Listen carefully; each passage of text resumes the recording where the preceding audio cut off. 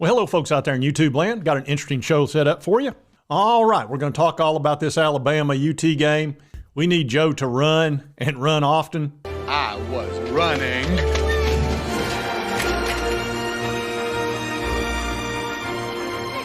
And we need Joe to run and run well. And the experts do not think the Vols have much of a chance in this ball game. And I'll show you plenty of that. But I really think Joe Milton is kind of the key to this game. First of all, we're going to need to be able to run the ball.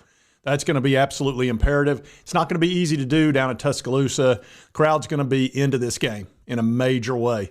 There's a big-time revenge factor for them. They feel like we cost them the playoff last year, and we probably did. Kind of the way we felt about South Carolina this year. And, of course, when South Carolina showed up here, we were ready for them. So let's get into this.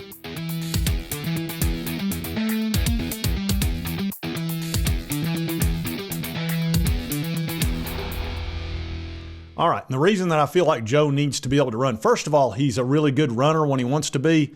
The guy hit 21.3 miles per hour top end speed, which is one of the fastest that PFF has ever recorded as far as NFL draft prospects. But unfortunately, he's not been very accurate this year. The receivers are not helping him out a whole lot. And you can see that here. He's actually ranked 12th out of 15 players, 2 of which are Texas A&M. So really, he's 12th out of 14 teams. And that's difficult. He's also managed to throw 4 interceptions, which he didn't throw any last year. Had 10 touchdowns, no interceptions. This year he's got 4, and that's twice as much as Hendon Hooker had for the entire season last year. So his accuracy's not been there. He's at 61%. As far as throwing, that's not good enough. And he's not throwing a very long ball. He's only averaging 6.95 yards per throw, so that's really low. So with that low an average, you would think his completion rate would be very high, but it's just not the case. So what we need him to do is run, and the guy can run. You saw that at the end of the ball game against Texas A&M. He had a couple of runs where he literally ran over the defensive backs and then let them know about it. So he's perfectly capable of running. What we can't have is those running out of bounds before the first down marker. That can't happen anymore. That's got to stop, period. That's one of those where you sit down and say, that's going to get you benched. Young man, if you continue to do this, I'm going to bench you and put somebody else in that will not do that. That's really where I'm at with the running out of bounds thing on 4th down and running out of bounds a yard before the marker and you've got the angle. That's just beyond unacceptable. But I actually do think this is a winnable ball game. The key to it is we're going to have to run for at least 180 yards. We're going to need to be able to have some nice steady drives and keep Alabama on their heels pretty good. And Joe's going to have to throw for about 180 as well. We'll need close to 400 yards worth of offense to win this game. And I think we're going to have to score, probably in the mid-20s to have an opportunity to win as well. At least 24 points at a minimum. And I would prefer 30. But as you know, Josh Heupel finally won a ball game where he scored less than 30 points, which was last weekend against Texas A&M, which is the first time he's ever done that. Now, as far as running the ball, we have done a great job rushing. We're one of the tops in the country. And Jalen Wright has been leading the way. He's number 4 in the SEC as far as rushing, but we've got the 3-headed monster. Jabari Small is 13th. And look at these averages that they're getting. That's the key. 7-yard average, over 7 yards. Jabari Small's got over 5 yards. And Dylan Sampson's over 6 yards. And that is literally a 3-headed monster. You don't know who's going to be coming at you. And if Joe Milton runs, then you've got a 4-headed monster. So they could be very difficult to deal with. Now, Alabama's got some good running backs too, but the problem is, you saw in the Texas A&M game, they ran for like 30 yards, and we ran for 230 yards against the exact same team. So that's one issue. The other issue, and we're going to talk about Jalen Milroe, I think he's hurt. His rushing stats make no sense. The last 2 games, he's had negative yardage, and he's been sacked a bunch. We'll take a look at that. As you can see right here, Jalen Milroe has 26 sacks, which is crazy high. The only quarterbacks had more is K.J. Jefferson at 27. And then if you look down at Joe Milton, he's only been sacked 8 times. So that's almost 3.5 times more sacks for Alabama than for Tennessee. Joe just doesn't get sacked a whole lot. So that's going to be a big factor in the game. I'm not terribly concerned about Jalen Milroe taking off because he hasn't done it in the last 2 games. And he had the big rumor that came out on October 5th that he had pulled a hamstring. And the game before that, which was September 30th, he ran really well. He ran for over 60 yards. He was the leading rusher in the game for Alabama, and that included sacks being included in that. Right after that, the 2 games after October 5th, he was negative 30 yards, negative 18 yards. So that tells me that something's not right. And all the sacks that he's been getting, that also tells me that, number one, he probably holds the ball too long. And number two, he's not as quick and elusive as normal because he's not some easy guy to sack. I mean, he's one of the fastest people in the SEC. But right now, he can't take off because he's probably concerned about pulling that hamstring, because that's exactly what happens with a hammy. You're fine and you feel fine, because, you've been getting all kinds of therapy and all that on it. But the second you take off at 100%, it pulls. Then you've gone backwards 2 or 3 weeks on the injury. So that's a real issue. And you've got, he knows in the back of his mind, he's like, I cannot take off. If I do, I could wind up in the injury tent. So all those things matter and are important in this ball game. Our guy needs to run. I'm not sure their guy can run. Now, he might surprise us and run for 50 or 60 yards, but I highly doubt it. Now, as far as them having a good defense, they do have a good defense. Their best player is probably Dallas Turner, their linebacker. He has 7 sacks himself, and he's all over the place. But we've got James Pierce, who's got 6 sacks, and he comes off that edge with his hair on fire. And then Tyler Barron is a bigger guy, and he will also sack the crap out of you. So I would suspect we'll get 4 or 5 sacks on Jalen Milroe, and they'll probably get like 2 sacks on Joe Milton, if I had to guess. So we should have the advantage there, and I think we should have the advantage rushing the ball. Now, look, it's at Tuscaloosa. That's about a 7 to 10 point advantage for them. That's why I think they're favored as much as they are. They're favored by 8.5 points, and that makes sense because of the location. It's at 3:30, and I think they'll be up for this ball game. Now, look, Alabama fans are spoiled rotten. They've won 6 national championships. They don't get excited unless they're in the playoff, and that happens when you win a ton. It's hard to get excited. Whereas right now, we've just started winning as of really last year and the year before.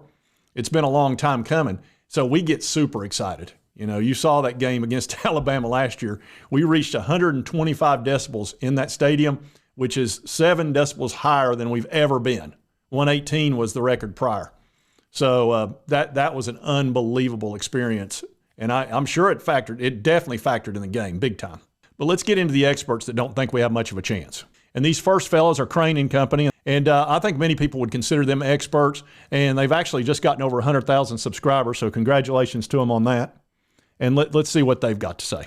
Now, I have a ton of respect for the Tennessee football program, for Josh Heupel. I mean, hell, it's the state I live in right now. So I'm going to show love. That's when you know you're getting ready to get slammed. When they start out with, I just love you to death. I've got a ton of respect for you, but you suck. Here's where it comes. There's going to be a lot of buzz about the 3rd Saturday in October, the matchup between Alabama and Tennessee this weekend.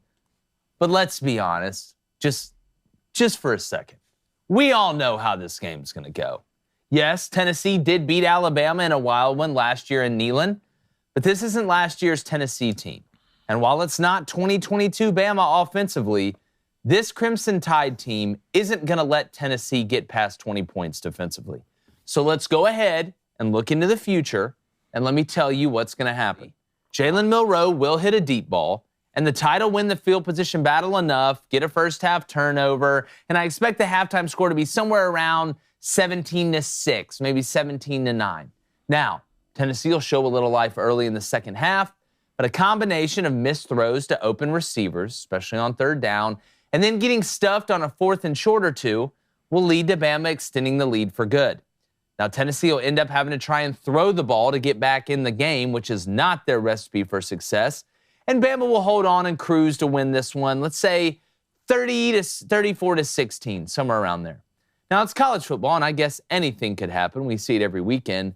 But in no way, shape, or form, outside of Bama playing absolutely terrible, does Tennessee win this game. How dare you? And I'm sorry, Vol fans. All right, like we say on the show all the time, if we want to make everybody happy, we'll sell ice cream for a living, but we don't. We got to call it like we see it. And that's fine. Put me in the hype video for Tennessee, get everybody excited like Washington did, but it's not going to save you. I would never put you in a video, sir. How dare you? You're already in the hype video. Yeah. Yeah, that's fine. It's great. Hype it up. Hype it up. I'll walk a flock of this whole thing. All right. So he knows the game. He understands YouTube. If you go out there and say that kind of stuff, we're going to go in there and clip it. Anyway, let's take a look at another expert. Now, this guy's not quite as firm in his approach about this game, but he doesn't think we're going to win it either. Tennessee can't throw the football with any consistency. In case you haven't seen Tennessee this year, I regret to inform you it's not your Meemaw's Tennessee. They actually play defense this year. They cannot throw the football, in some cases, to save their life. But I do think Alabama will win the game. I just think when I say Bama's going to win the game, it'll feel a lot like that A&M game where you find a way in a very, very ugly rock fight, back and forth kind of affair to win by a possession.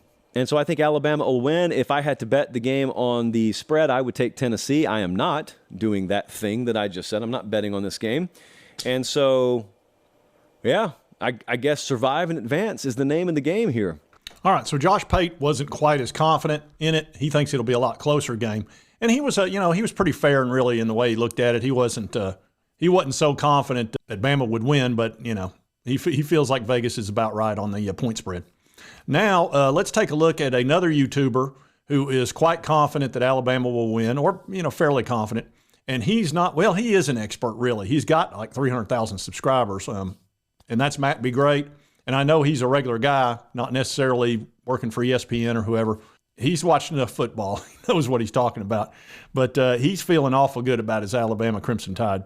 Here's a fun fact for you, but a lot of people didn't know. Tennessee's only played in one road game this year in which they got embarrassed. If this game was at home for Tennessee, we might be having a completely different conversation, but it's not. It's on the road. I don't trust them. I trust the Nick Saban-led team more than this current Tennessee team. And also, you got to take into account, Tennessee beat Alabama last year. That right there is enough motivation for Alabama alone. I'll put it to you right here. I ain't beating around the bush. Tennessee, I don't think they got a shot to win this game. I don't. The only advantage I thought you had, and I think you do have in this game, is you have a great rushing attack, but Alabama has a great defense. It's not a recipe for success, and similar to Milroe, you can almost bank on Joe Milton throwing the interceptions. I don't think Tennessee has a good shot of winning this game. If I had to give you a percentage on a scale of 1 to 100, I'd say they got about I give you like 12%. It's not looking good. I wonder what the ESPN analytics. Okay, they give them 23.5. Even I think that's too high.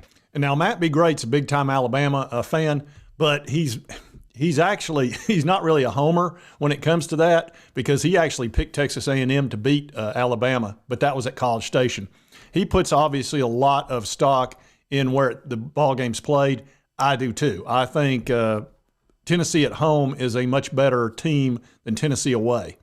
It wasn't quite that much last year because you had Hendon Hooker, who played well every single time he teed it up. But this team, it kind of needs Neyland when it comes to a big game. So we'll see how this plays out. But the experts don't feel like we have much of an opportunity to win this game, which I kind of like that. I want to go into this game and Alabama thinking they're just going to whoop us. They might be surprised, especially if we can run the ball and Joe Milton runs the ball. If Joe runs, this could be a very different game. If he does the same old crap of running out of bounds and, being timid and not wanting to get hit, that's going to be a problem, because he needs to hold the ball at least 5 or 6 times so the linebackers and the cornerbacks and defensive backs and all these guys, the edge rushers, will respect him, that he might hold the ball, because otherwise they're going to focus on the running back and our running game won't work quite as well, because he does a lot of run-pass options, a lot of holding the ball or pulling it out depending on what he sees. And I think he's going to run that option play a few times where they swing out and there's a running back swinging with him and he either keeps it or pitches it. Well, he needs to keep it a few times because they're going to be keying on that running back. I'll just go ahead and tell you. The odds favor that. And you'll almost never see him run twice in a row where there's some sort of option where he could either hold the ball or hand it off. I've never seen him run twice in a row. So they're going to know those numbers, I promise you, and and the coaching staff will too. And at this time, I do want to thank today's sponsor. That's Eco Heating and Air. They've got 3 locations, Lenoir City, Jamestown, and Dunlap, Tennessee. Lenoir City being right next to Knoxville. They service that whole area. Now, these guys are huge Vols fans. They love their Vols. And they were watching this channel and enjoying it and said, hey, we're going to give this guy a holler and see about sponsoring the channel, which they did, and it's worked out real nice. And so I think they've enjoyed the season pretty well so far. Big game coming up. I know they'll be watching intensely. But they're known for their service. Really fast service is what they're best known for. And they really like to take care of their customers. Now, when it comes to HVAC, look, it's important. The older I get, the more I know it is, because if you don't take care of it and it breaks down in the summer and the fall, when it's hot, it's miserable. It'll make you sick as a dog. So it's really important you keep it maintained. And they have a special right now. Next 15 people that call that mention Sports Talk Jay that sign up for the maintenance agreement they have that includes 2 visits, a 21-point inspection, and along with that, they'll get the free UV air cleaner, the type they use in hospitals, which is a great value. It'll keep your air nice and clean. And I've told you folks, I didn't maintain one of my units many years ago, and it cost me a lot of money, $8,000. Don't be like me. Call the man. Just call the man. Just call the man. Exactly. Take care of your HVAC. It's the most important aspect of your house. It keeps you nice and cool. Don't be like me and don't be like Aunt B.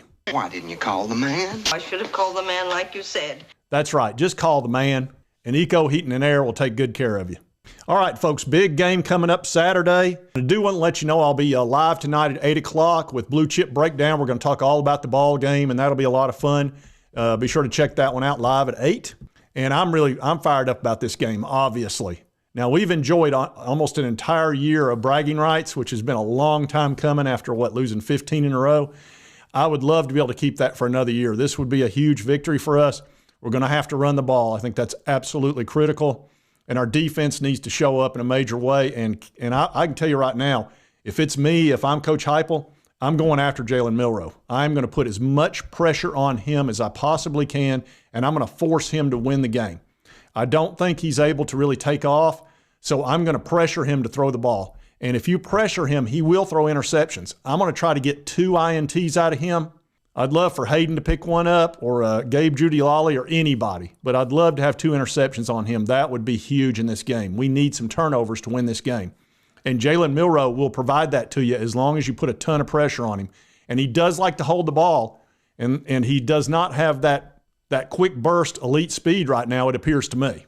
So hopefully they'll listen to Sports Talk Jay on that one. They probably won't. They don't need to hear from me, I guess. But anyway, if you like this content, be sure to hit that like button. Lets me know to continue to cover the Vols, all our opponents, all that good stuff. If you've not subscribed, it's on your right, my left. Just hit that little button. I would appreciate it. Costs you nothing, and it helps me out. And right over here is the most recent video that YouTube thinks you'll enjoy. And we'll see you next time on Sports Talk Jay.